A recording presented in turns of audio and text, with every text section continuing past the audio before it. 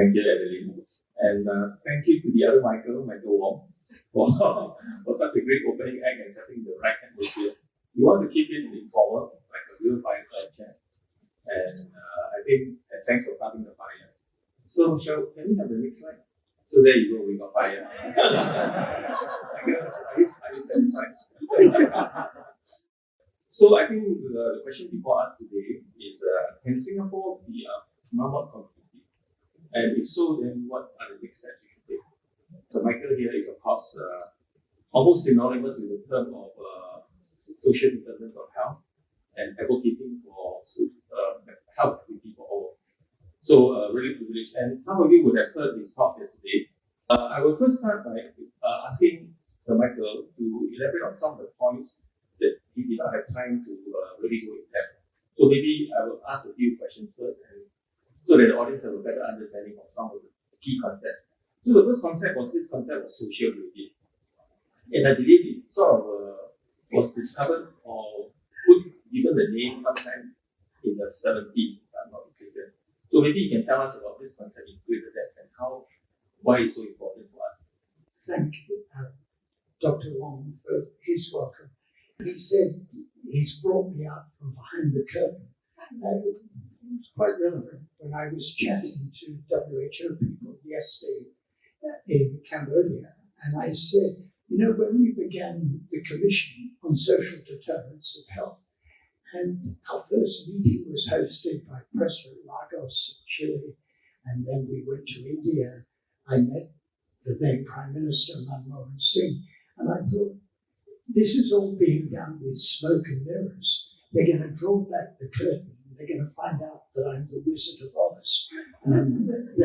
There's a great fake behind the curtain, and we're conveying the aura of respectability. Let's hope nobody rumbles us. So let's keep the myth going for a while. The second is, when I told my colleagues in London that I was coming to a fireside chat in Singapore, that raised some questions, and that the question was, can Singapore become a Marmot community? My colleagues said yes. The social gradient is actually crucial. We think often, when we think about health inequalities, we think of poor health for the poor. And that's right. And there is a formerly rich country named the United Kingdom, where this winter, without government intervention, 60% of families would be in fuel poverty. As it is, it's going to be close on half. Will not have enough money to heat their homes. They could do with a fireside chat in a rich country. Now we think about poverty as being the excluded. My first study where I described the social gradient was in British civil service, in the Whitehall study. And that was interesting because you think about the civil service, it excludes the richest in society. There are no hedge fund managers, no bankers, CEOs of Fortune 500 or whatever, and it excludes the poorest. These are people who are all employed. No one is a rough sleeper. No one's in the gutter. And in that, what one might have thought, relatively homogeneous population, the lower the grade of employment, the higher the mortality. Civil servants, people said, very atypical. And you might say that the British civil service is an odd platform from which to pursue global health. Although you're forgetting about Britain's colonial history, the British civil service did quite a lot globally. We won't go into that dangerous territory. But we then looked globally, well, firstly, nationally in Britain, classify people by where they live, classify where they live by the level of deprivation. And it's a remarkable gradient that runs all the way from top to bottom. And I think that's important for several reasons.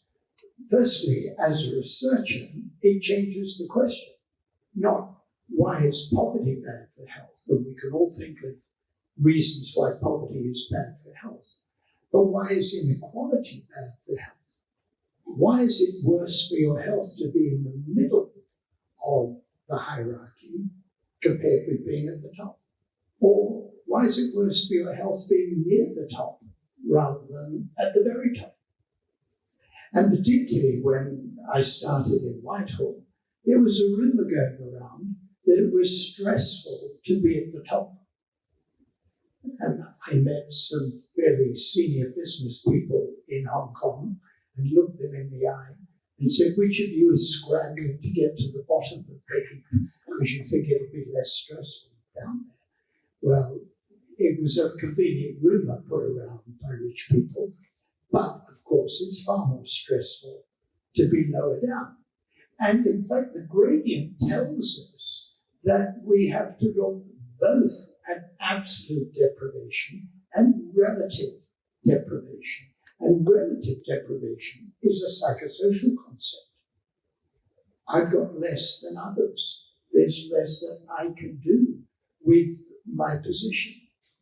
And to link it, when I chaired the Commission of the Pan American Health Organization on Equity and Health and Equality in the Americas, if you're familiar with the Preston curve, plot, I can do this without slides, plot GNP per capita on the x-axis at purchasing power parities, and we're going to look at countries, and life expectancy on the y-axis.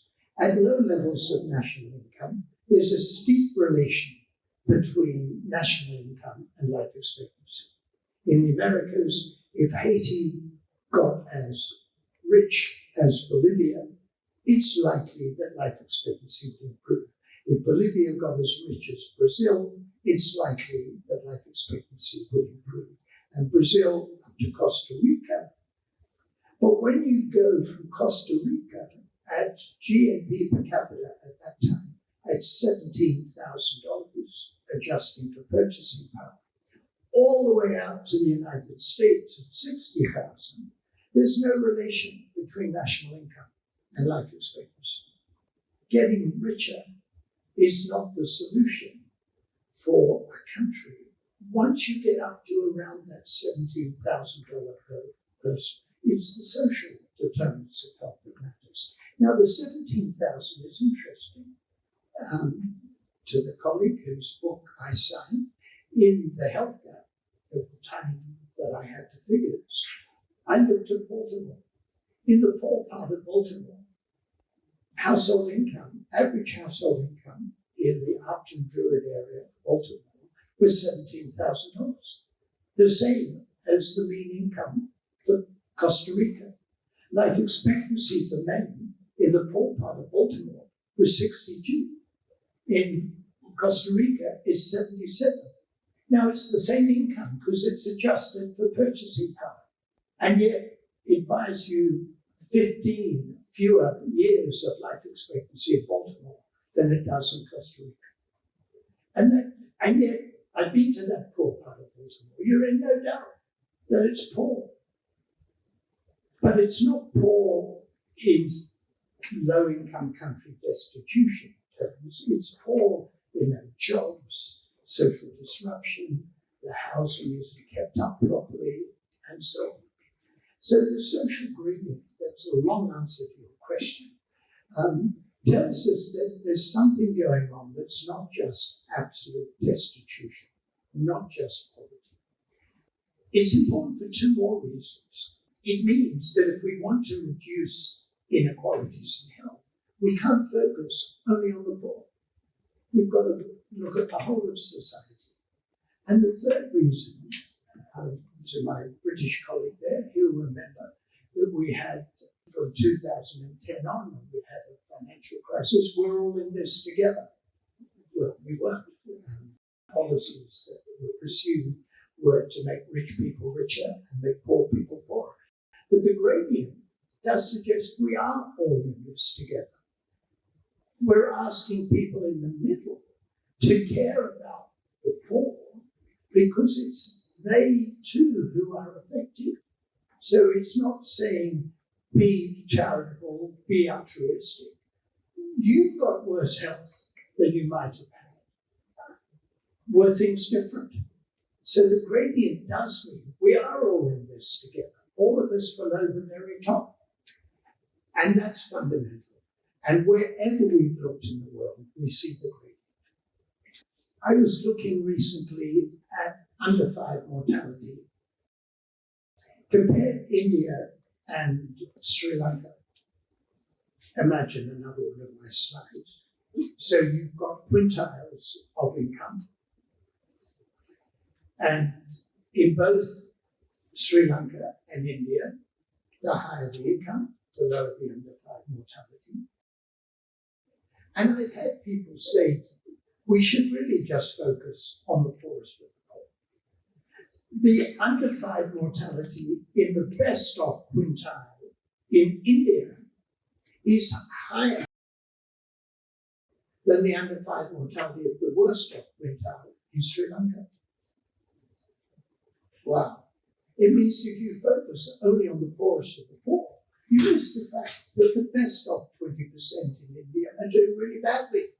They're doing worse than the worst of 20% in Sri Lanka. So the gradient is absolutely fundamental to what we should be doing. I think it's linked to this concept of universalism or universal healthcare, right? So I was checking out on Wikipedia, and it was said that Singapore has achieved universal healthcare through our 3M system: Medisave, Medishield, and Medifund. And also, we emphasize a lot on personal responsibility.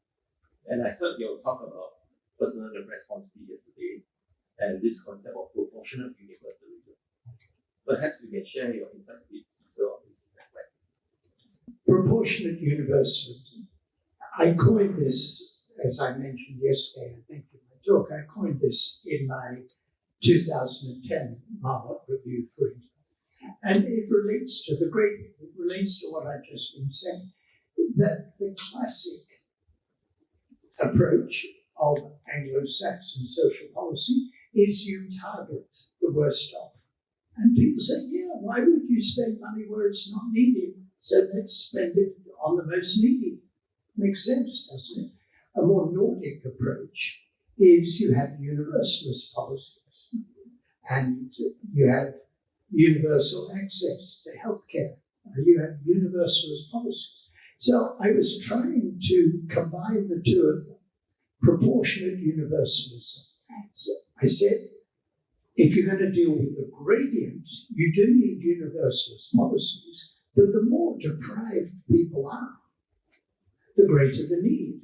So we should have universalist policies with effort proportionate to need.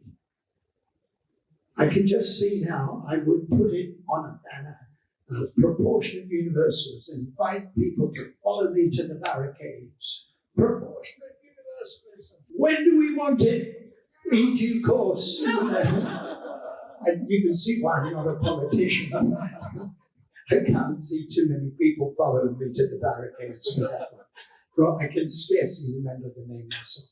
But I think it's fundamentally important because if you've got a clear dividing line between the needy and the non-needy, and you give your support only to the needy, you miss the whole gradient, or you miss most of the gradient. And quite apart from all the issues of labeling, well, are you needy or are you not needy? Well, is your partner live-in or not live-in? Does your partner contribute to the family resources? I mean, it's awful. So quite apart from all the awful issues of labeling people as needy or not needy, and this same politician who lied about we're all in this together, he talked about shirkers and strivers.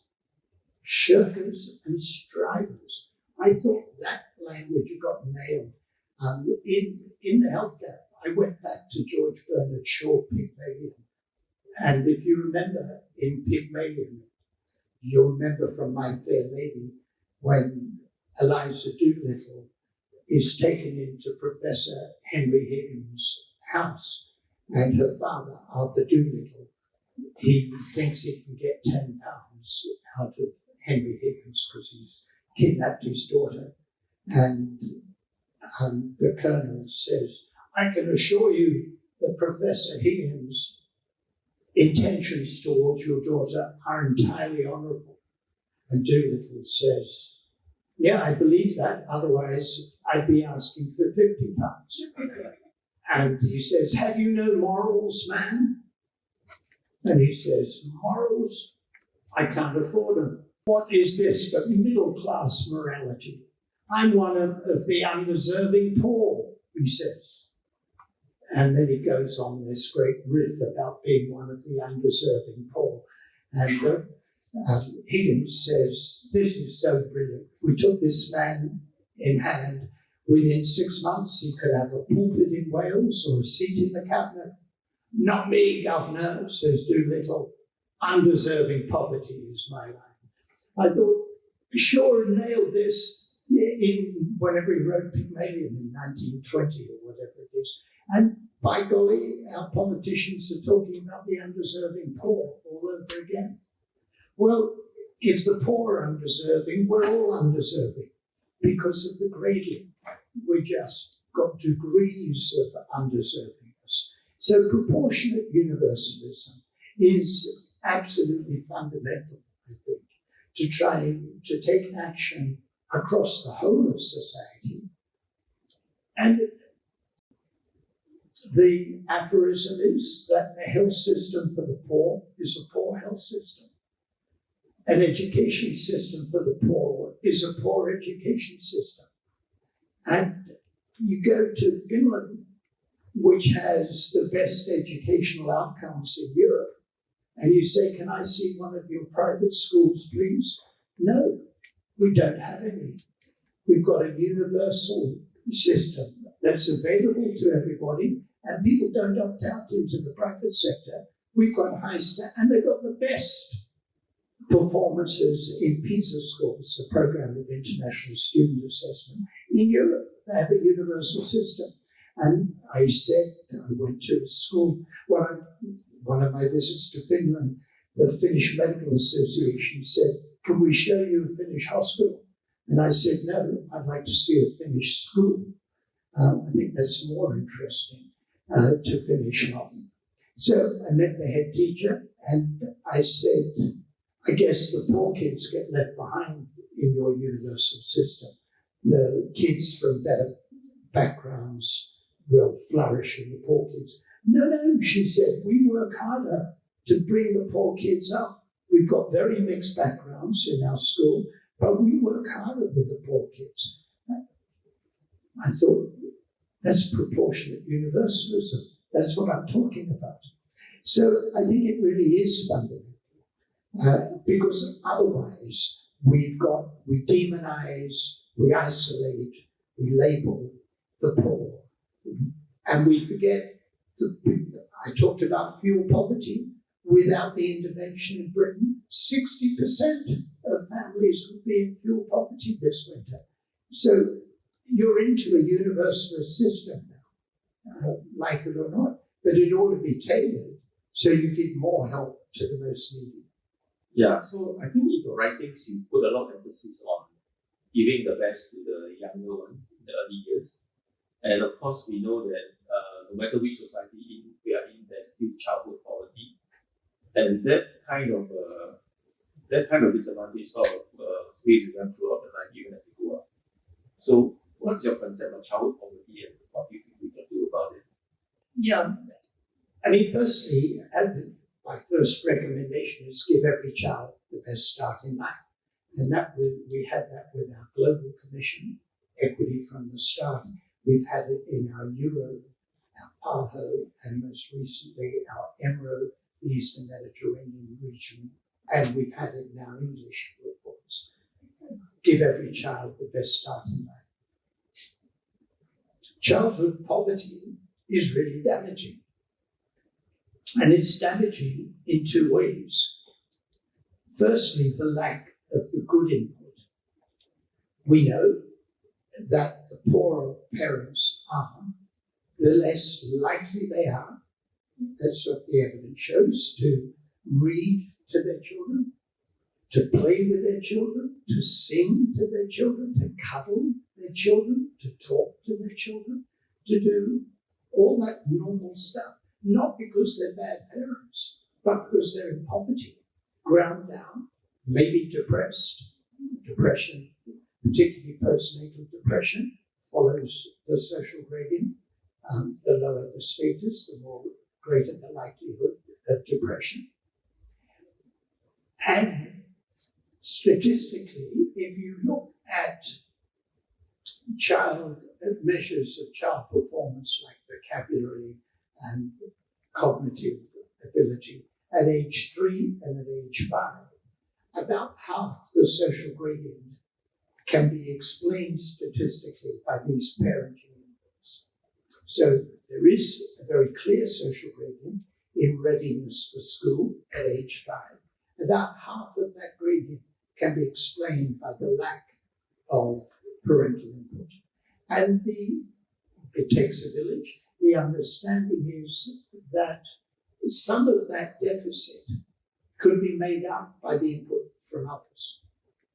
The negative side is adverse childhood experiences, parental separation, physical abuse, psychological abuse, sexual abuse, alcohol abuse by parents, domestic violence, incarceration.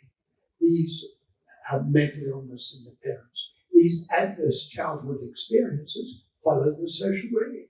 The greater the deprivation, the greater the frequency. Baroness Scotland, who in England was leading on end domestic violence, she said it's no respecter of social status. You can have domestic violence in families at every level. And when I first met her, I said, well, I've never looked at the data, but I guarantee you it'll show a social gradient. And it does. It doesn't mean that upper class families, there can be no domestic violence, but the more deprived, the greater the frequency. And that's important. We'll get back to the issue of blame. I'm not sure that blame is very helpful, quite apart from is it moral to blame people for their misfortunes. I don't think it's very helpful because the evidence suggests if you could reduce poverty, you'd reduce domestic violence and other adverse childhood experiences. And they damage children. And we know, for example, half the lifetime risk of mental illness, excluding dementia, half the lifetime risk of mental illness has its onset by age 14. And it's linked to early childhood experiences of the kind that I'm talking about. And I've had the police after me, deputy chief constables and the like, because if you look at young people in prison, more than half have 2 or more diagnosed mental illnesses. What a terrible place to put a young person who's damaged in prison. And enlightened police, they're the ones who are after me, the enlightened police know this, and they really like prevention. They really like to make common cause. And they recognize, they've invited me to talk to their police conferences and so on. I'm trying to figure out how to get them actively involved. But they recognize preventing mental illness in children is a way of preventing the kind of disorders that lead to incarceration.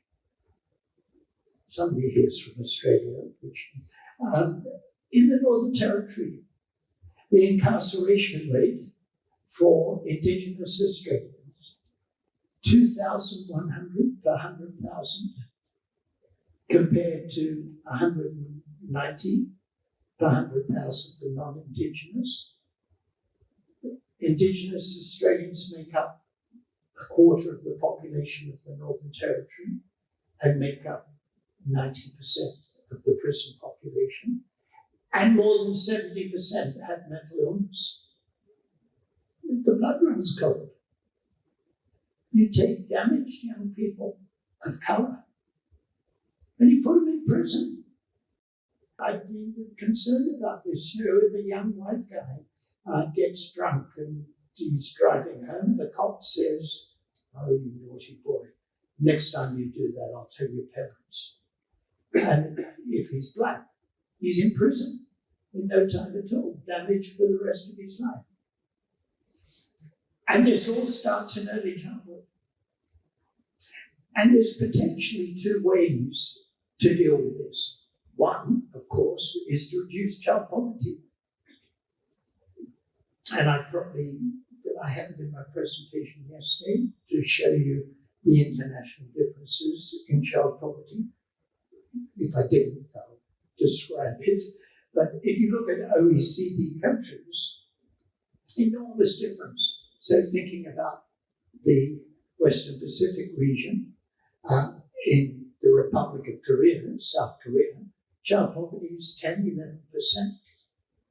In the UK, it's 30%. In the US, it's even higher. Out of 41 OECD countries, the UK ranks 31. The US ranks 38th. If you look at child poverty in Finland, before redistribution through tax and benefits, child poverty in Finland is higher than in the US. After redistribution, it's lower in Finland than it is in the US. And it's low in Korea. It's a choice. One of the challenges in Hong Kong is child poverty is very high. And I'm really annoyed with the Hong Kong people because they have such good life expectancy. In fact, the longest in the world. And they're doing terrible things like high child poverty, crowded living conditions, huge income inequalities. It challenges our understanding. It's really annoying. It's irritating. You're going to have to think again about what some of the causes are of the long life expectancy in Hong Kong. Japan fits much better, so that's less challenging. But it's very important to be challenged and upset by the data because that's what we're doing. We're trying to make a difference. So one way of improving conditions for childhood is to reduce child poverty. But there's a second way. Let's go back to English data. In the London borough of Hackney, Tower Hamlets, in East London, high levels of poverty. My daughter lives there, but she's part of the wave of gentrification. But there's still a lot of poverty. If you look at children eligible for free school meals, all over England, so they're the poor. We've got a means-tested benefit. It's targeting. It's not proportionate universalism. It's targeting. Children eligible for free school meals, the poor kids, do worse on early child development at age 5. All over the country. In Hackney and Tower Hamlets, the gap between the average, and the average is quite high in East London. So it's not that it's low, it's slightly higher than the national average. And the poor kids are doing really well. It's something like 55% of the non-poor in East London have a good level of development at age 5. And it's only about 4% lower for the poor kids, whereas in the country, it's nearly 20% lower. They've broken the link between deprivation and readiness for school. How did they do that? Well, the Bangladeshi families in East London say we did that. And there is some evidence for that. That if you look at poor white kids and poor Bangladeshi kids, the poor Bangladeshi kids are doing better. And family input, I mean, it's highly credible. The teachers say, we did that. We get up every morning and tell ourselves the challenge is to break the link between poverty and poor child outcomes. The funders of education say, we did that. We spend more per child in London than in the rest of the country. Well, they're probably all right. It's probably a combination. I mean, as I said, there is evidence that the Bangladeshi kids who are low income do better than the white kids. And teachers probably can make a difference. And the funding is important. So 2 ways, essentially. Reduce child poverty and work hard to break the link between child poverty and poor child outcomes. And it relates to a question often that I get asked, but I was asked by senior WHO people in the Western Pacific office yesterday. Well, yeah, you're talking about a long-term agenda. You said long-term in the NHS in Britain is do it by Christmas. You're talking about a long-term agenda, but politicians only think short-term. I said, yeah, but some of the life expectancy takes a long time. But early child development, you can change from 1 year to the next. You can show kids' lives improving really pretty quickly. And before we finish, I'll talk about Greater Manchester. But the mayor of Greater Manchester, we put in our Manchester report the fact that Manchester was closing the gap between the poor kids and the average in readiness for school. And the mayor said, wow, aren't we good in Greater Manchester? And he's right, they are good. They did something really positive. So you can get indicators moving in a good direction really quickly. Gives the politicians something to boast about. Yeah, I'm always very impressed by your openness. You accept anomalies. I can see your writings evolve over the years. Also, this Hong Kong anomaly is quite interesting. I don't know what is a poverty, childhood poverty is called, but we're very proud of the fact that we have social mobility. Remember some figures like the bottom 20% of a cohort of children, they follow the cohort, and in due course, they break out of the below 20% and they are actually in the upper 20%. And the percentage of such people in the cohort is about 14%. So I suppose if you give the child a chance to move up, you will be able to buck the trend. So I wonder how Hong Kong is like. It's a good question, and I can't give you a ready answer, but it's something we're looking at. What we do know is take countries with a great level of inequality. Let me take to Brazil and the United States. The link between income of adults and income of their adult children is very high. If you're rich, your kids are likely to be rich. If you're poor, your kids are likely to be poor. There's not much social mobility. And a lot of that, I think, is driven by education. Because what we see is that if you're rich, your kids are more likely to go to college and come back to Baltimore. In the 2 areas of Baltimore that I looked at, in the rich area, and I was at a conference at Johns Hopkins in Baltimore, and a couple of young doctors kidnapped me. And they said, you can't sit in this hallowed conference hall. We're going to show you Baltimore. And we started in the rich part of Baltimore with lovely green lawns. And I saw a person with dark skin, and he was working on the lawns. He was a gardener. It's all white. And 75% of the kids go to college, complete college. 75% complete a college degree. Then we went to Upton Druid, the area that I described earlier, with the red crosses painted on the doors, meaning this house is unfit for human habitation. If there's an emergency, the emergency services won't go in there. And a minority even start college. Most don't finish high school. So it's reproducing this social disadvantage for the next generation. In the rich area, they 75% complete college. In the poor area, the majority don't start college. And Brazil is somewhat similar.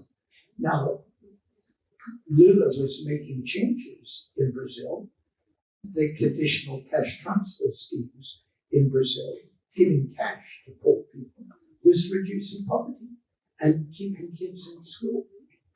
Bolsonaro reversed all that. Lula says he's going to bring it back again and try and change it.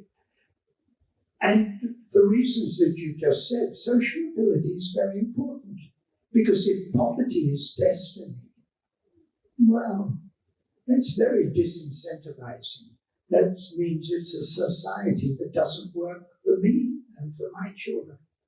But if your children can have the opportunity to succeed, and to come back to the US, this has been written about.